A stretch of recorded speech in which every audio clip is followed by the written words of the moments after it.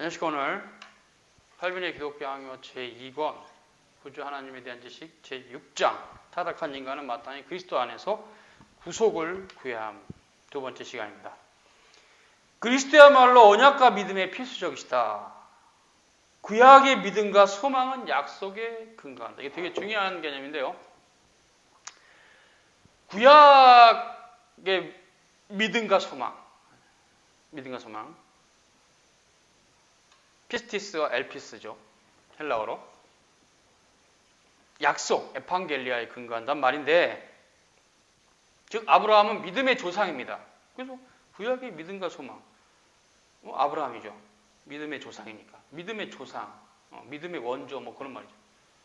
약속에 근거합니다. 즉 그 약속은 창세기 15장에 있는데요. 아브라함이 은혜 언약의 신기원이 되니까 창세기 15장이 중요하죠. 창세기 15장에 보면 그 전에 여러 사건이 있었고 이제 아브라함이 불안에 떨고 있을 때 여호와께서 아브라함을 위로하시며 나타나셨어요. 이후에 여호와의 말씀이 이상 중에 아브라함에게 임하여 가라사대 때 아브라함아 두려워 말라. 나는 너의 방패요 너의 지극히 큰 상급이니라. 이제 그 전의 사건을 아시죠? 롯이 붙잡혀서 갔을 때 아브라함이 군대를 동원해서 일종의 게릴라전 같은 걸로 습격해서 롯을 구해왔어요. 그리고 이제 헤어졌는데 그 이후에 그 롯을 구해온 그쪽 군대가 강대국이니까 본인이 습격을 통해서 군사작전을 이뤘다 해도 성취했다 해도 두려운 거죠. 다시 또 자기한테 쳐들어오면 위험하니까 자기는 약하니까 여전히 두려움이 있었어요. 그때 이제 여호와 하나님께서 말씀하신 거죠. 15장 1절에 너의 방패다. 여호와 하나님께서요. 그다음에 너의 최고의 상급이다. 쉐카르카 메오드. 그러니까 너에게 최고의 상급은 나다. 여호와 하나님께서 아브라함을 지켜주시겠다고 하시는데 감히 누가 안 됩니다. 하나님이 지키시는데 전능하신 하나님 창조주이신 그가 거기서 흔히들 쓰는 말 게임 끝이에요. 아무도 못 건드려요 아브라함을. 그래서 너는 두려워 말라. 나는 너의 방패요. 마겐 너의 지극히 큰 쉐카르카 상급이다. 위로가 되죠. 이제 아브라함이 그 위로를 받고 이렇게 말합니다. 주여하여 무엇을 내게 주시라니까. 나는 아들이 없사오니 내 상속자는 이 다메섹 본인이 데리고 있는 부하죠. 엘리에서 아주 충직한 부하인데요. 엘리에서 되겠습니다. 아브라함이 이렇게 내게 씨를 안히 주셨으니 내 집에서 길리온 자가 나의 후사가 될 것이겠지요. 그런 말이죠. 여호와께서 아니다. 네 몸에서 날 자가 네 후사가 되리라. 그 당시 나이가 되게 많았는데 90. 그러면서 이제 5절에 보니까 밖으로 나가서 무뼈를 보라. 셀 수 있느냐? 없습니다. 네 자손이 이렇게 많아질 거다. 아브라함이 여호와를 믿음에 여호와께서 이를 그의 의로 여기셨다. 야, 이 신칭 교리가 여기 있어요. 아브라함이 여호와 하나님을 믿으니까 하나님 말씀하셨으니 아멘 하니까 그것을 의로 여겼어요. 그게 중요합니다. 이것은 일단 마음의 문제예요. 이것은 입술의 고백은 중요하지 않아요. 마음이 없습니까? 입으로 형식적으로 믿습니다 주문을 외우듯이 아무 의미 없어요. 정말 예수님을 믿는 거죠. 아브라함이 여호와를 믿음에 여호와께서 이를 그의 의로 여기셨다. 중요한 겁니다. 믿음이라는 것은 마음의 문제잖아요. 입술로는 말하려면 하죠. 마음이 없는데 예를 들면 극단적으로 내가 믿습니다라고 말하면 돈을 준다든가 100만 원 준다 그래. 한 번만 고백하면 두 번 주면 200만 원 준대. 말할 수 있잖아요. 그게 아니잖아요. 마음으로 믿는 거예요. 그러니까 이게 중요해요. 마음으로 믿지 않는 모든 입술의 고백은 다 거짓된 겁니다. 여호와를 믿으니 여호와께서 이를 그의 의로 여기셨다. 의롭게 되는 것은 이신칭의 교리인데 고백은 그 다음이에요. 마음으로 믿지 않는 고백은 다 거짓된 겁니다. 이거는 마음의 문제예요. 타인이 알 수 있는 게 아니에요. 하나님은 아시고 본인은 알겠지. 그러니까 그건 본인의 문제라니까요. 사람 사이에서는 모른다니까요. 서로 하나님만이 아시지. 그래서 이게 중요합니다. 믿음으로 구원받습니다. 예수 그리스도를 믿으시기 바랍니다. 여호와를 믿으니 여호와께서 이를 그의 의로 여기셨다. 이렇게 의롭게 되는 것은 믿음으로 뿐이에요. 고백은 그 다음에 나오죠. 예수 그리스도. 주는 그리스도시요 살아계신 하나님의 아들이십니다. 베드로의 고백. 그 믿음의 고백이죠. 진실한. 예수님 아셨죠? 바요나 시몬아 네가 복이 있도다. 이것을 알게 하니는 사람이 아니고 하늘에 계신 내 아버지다. 정확한 거. 성령께서 알게 하신 거죠. 다시 정리하면 결국 믿는 거죠. 마음으로 믿어. 의에 이르고 입술로 고백하여 구원에 이른다. 마음으로 믿어야 돼요. 마음으로 믿지 않는 고백은 아무 쓸모가 없어요. 찬송가를 벨루나 부르면 뭐예요? 마음으로 하나님 안 믿고 있는데 마음으로는 이미 속된 말로 잔대가리를 굴리고 있는데 아무 필요가 없어요. 예수 그리스도를 믿으셔야 됩니다. 주님 믿으세요. 보이지 않지만 믿으셔야 돼요. 그건 마음의 문제니까 아까 얘기했는데 하나님과 본인만 알아요. 입술의 고백은 그 다음이다. 행함은 그 다음이에요.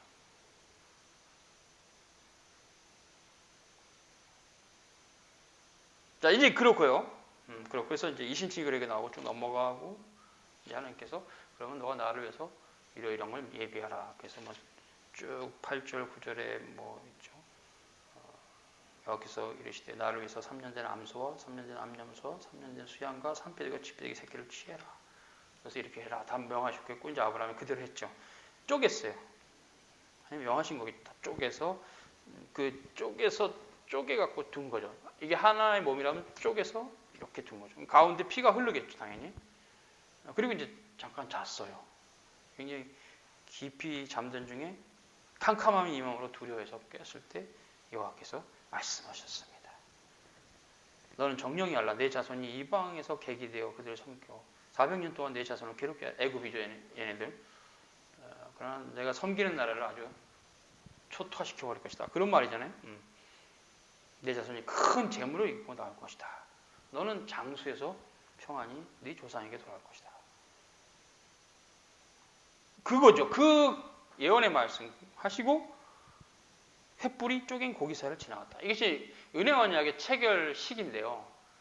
구약시대 사람과 사람의 체결은 쌍방 언약이라 해서 이게 헬라어로 순데케인데 그냥 서로 손잡고 가는 거예요. 이 재물 사이를.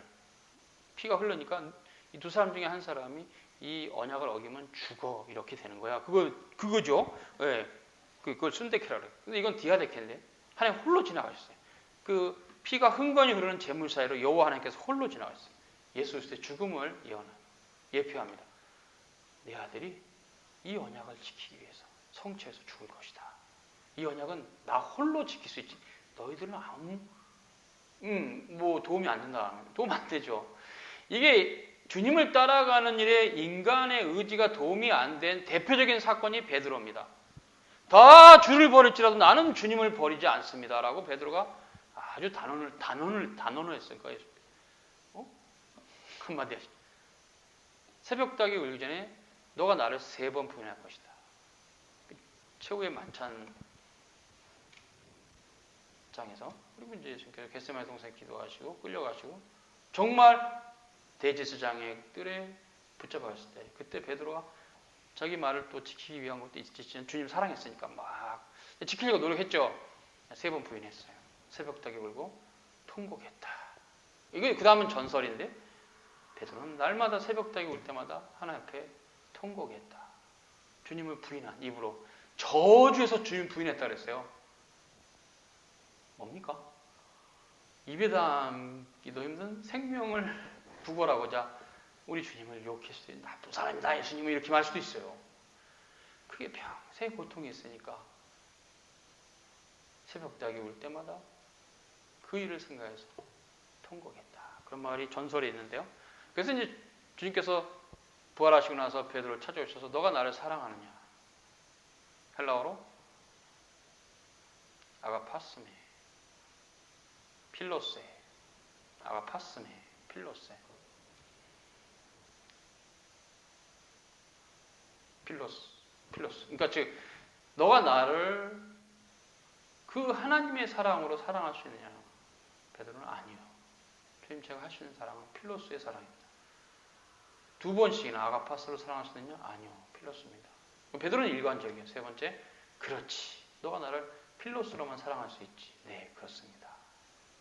그러니까 이제 거기서 이제 내 양을 치라 뭐 이렇게 있었는데, 그래서 이제 그렇게 정리가 돼서 그 3번 예수님 부인한 것을 위로하셨죠. 위로하고 네가 젊었을 때 네 멋대로 사는데 나이 들어서 네 멋대로 못 살 것이다 라고 예언하시고 하늘에 오르셨죠.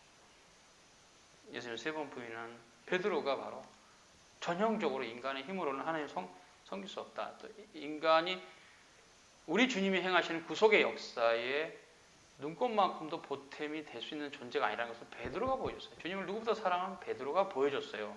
베드로가 잘 알았을 거예요. 그때 그 사건 이후에 우리의 가는 길은 우리 주님이 이끄십니다 라고 알았을 거예요. 그래서 우리가 주님을 섬기는 열심은 매우 중요한데 자기 힘으로 주님을 섬기려는 사람들 참 많아요. 대표적인 사람들이 하나님 말씀을 제끼는 사람들, 성경도 안 보고 뭐 올바른 교리도 별로 관심 없고 자기 종교적인 열정만 가지고 막 하나님 앞에 막 나아가고 함부로 막 하나님에 대해서 막 이러쿵저러쿵 막 지가 막 뭐 이상한 신비한 체험이 있다 해서 그게 모든 거라는 식으로, 그러면 다 망가지는 겁니다. 하나님 말씀 밖에는 다 그런 건 쓸모가 뭐 없는 거예요. 말씀에는 다 쓸모가 없어요. 그런 경험도 한 사람 많이 보는데 별 의미 없어요. 예수 그리스도의 말씀에는 아무것도 없는 겁니다. 그런 것들은 그냥 그런 게 너 있었냐? 너만 있었던 걸로 알고 자랑하지 말라고 덮어줘야 돼요. 교회는 그걸 가르쳐야 돼요. 성자들이. 그래서 이제 우리가 중요한 것은 그런 쓸데없는 체험, 뭐 쓸데없다라고 단적으로 얘기할 수는 없어요. 그 사람에게는 굉장히 중요한 뭐 한 삶의 과정인, 제가 말하는 쓸데없다는 것은 교회에 쓸데없어요. 뭐 교회가 그런 체험을 막 간증을 시키고 뭔 그런 짓을 합니까? 필요 없는 거, 쓸데없는 거를. 교회에게는 그런 체험이 쓸데가 없어요. 교회는 거룩한 보편교회가 공적으로 선포한 신조와 신앙 고백을 가르치고 말씀으로 들어가서 하나님 말씀을 열심히 살피게 해야지. 이상한 체험들 한 사람들 불러다 놓고 뭐 간증을 시키네 뭐는 이런 정말 젊은이들 쓰는 말로 개 쓸데없는 짓을 합니까? 하나님 말씀에는 다 쓸데없는 겁니다. 그래서 교회는 쓸데가 없어요. 그런 것들은. 그래서 교회는 가르침은 하나님 말씀을 가르치는 거지 인간의 체험을 가르치지 않아요. 많이들 교회들이 인간의 체험을 가르치는데 그러면 안 됩니다. 신앙의 체험은 그 사람의 문제니까, 그 사람 개인의 문제니까 그건 그냥 교회에서 그 사람의 체험을 가르칠 이유는 없다는 거죠. 강단에 세워서 됐고 알았어 됐어 열심히 예수 믿어 알았어 됐어 끝. 교회는 유익이 없어요. 그런 체험들은. 하나님 말씀 뵙기는 우리에게는 모든 신자가 공통적으로 쫓아가야 될 건 하나님 말씀입니다. 여호와의 율법, 사도들의 율법. 그래서 우리가 구약시대도 중보자가 계시되었다 했을 때 그런 역사는 너무나 면면한데, 특히 아브라함의 역사를 보면 그런 언약의 역사가 우리에게 주는 것이 있죠. 구약 전체 그래요. 그래서 이제 제가 한 가지만 나눈 거죠. 그거 창세기 15장 구약의 믿음과 소망은 약속인가, 이것 때문에 그 뭐냐, 이게 아브라함의 약속, 이 약속이잖아요. 물론 4대 만에 돌아왔어요.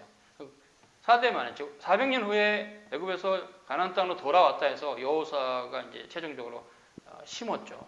하나님의 계시를 따라서 믿음으로 정복하고 끝장내고 딱 거기 이제 이스라엘을 심었는데 그게 다 된 겁니까? 아니, 그거는 예표적인 성취예요. 궁극적으로는 그리스도께 성취하셨어요. 그러니까 다 예표적이에요.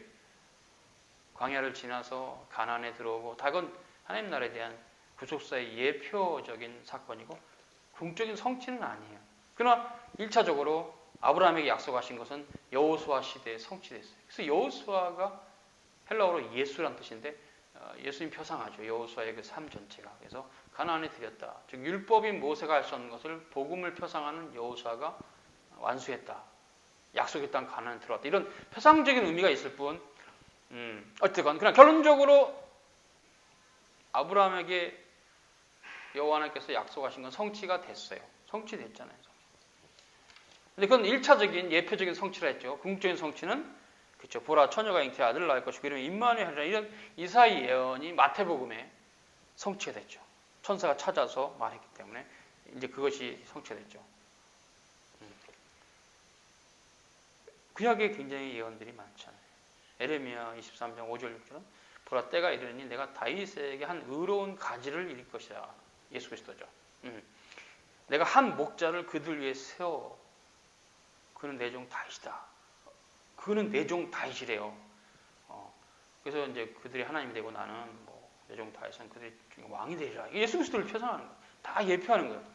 에스겔서 34장 2, 3절, 2, 5절, 23절과 25절입니다. 대종 다윗이 그들의 왕이 되리니 미래형을 쓰고 있어요. 그들 모두에게 한 목자가 있을 것이라. 내가 그들과 화평의 언약을 세워서 영원한 언약이 되게 하고. 에스겔서 37장 24절, 26절. 다 예수 그리스도를 예표합니다.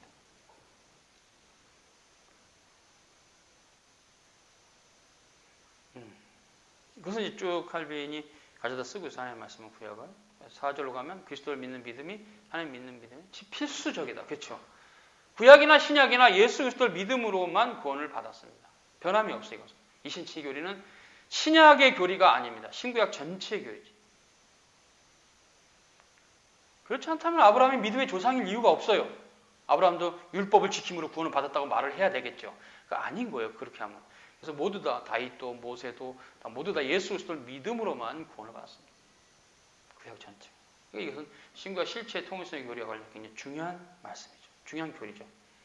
다윗에게 약속하신 바와 같이 하나님께서는 그리스도의 손을 통해서 손, hand, 교회의 구원자가 되실 것이라는 것과 또한 그의 택하신 자들을 캡처해서 그 값없이 주시는 언약이 든든히 서게 할 것이다. 호산나 다윗의 자손이요 라는 찬송이 어린아이들 입에서 부를 것이다. 믿음이 그리스도께로부터 성부 하나님께로 올라가는 것이지만 그러나 그리스도의 말씀은 이미 그런 데 있다.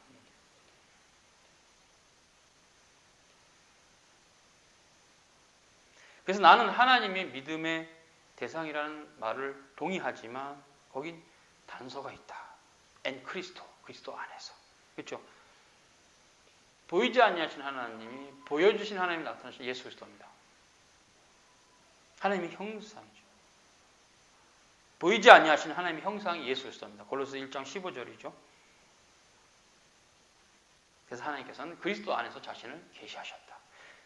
예수 그리스도 외에는 아버지 하나님을 알 수가 없다. 그때 예수 그리스도는 누구시냐? 인자가 되신 예수 그리스도를 말하죠. 왜냐하면 인자가 되셨다는 뜻이 하나님이 사람이 되셔서 우리와 같은 모양으로 오셔서 아버지 하나님을 알려주신 건데 아버지 하나님이란 말 자체가 성삼일체 하나님의 대표적 위격이시니까 성삼일체 하나님 말하죠.